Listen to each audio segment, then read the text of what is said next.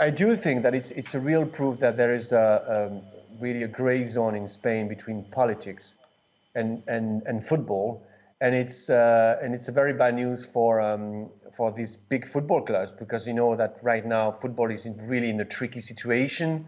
Rights fees are going down, no hospitalities revenues, and no people and no fans in the stadiums.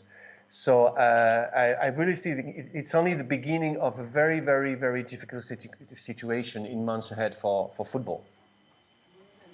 You're talking about a grey zone between football and politics in Spain. What do you mean by that? I mean that, you know, it's impossible for a city council to be disconnected from the power of the Real Madrid, for instance. You know, it's like an institution, it's a religion in that market. So everything can be made every time it's possible to help the club. The problem is that until now, I think there was a strong acceptance factor from people, because obviously they're crazy about football. But now with the COVID situation, looks like, you know, the opinion is changing, and they do consider that football is obviously a very rich sport, and a lot of people are struggling, losing their jobs, and you know, they won't be in the same mindset, I would say, as far as, you know, politics can help football so directly, and especially when it comes to these super powerful clubs. And this ruling comes on top of the damage already wrought by the pandemic, so a very difficult time even for this very rich sport. But how would you say Spain compares in terms of its tax laws with football clubs compared to other European nations?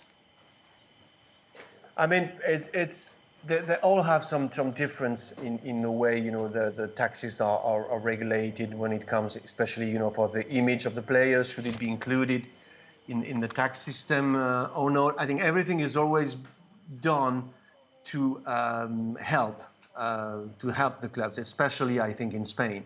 So, you know, it's very difficult to compare.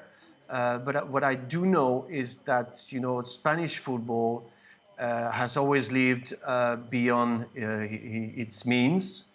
And I think the future can be also a danger zone, because as you may not know or not, but, you know, for instance, you know, the international rights have been a minimum guarantee from MediaPro of 900 millions, which I think it would be very, very difficult to guarantee. So there is also some very dark clouds on top of the Spanish football in general, in the way, you know, they can be financed.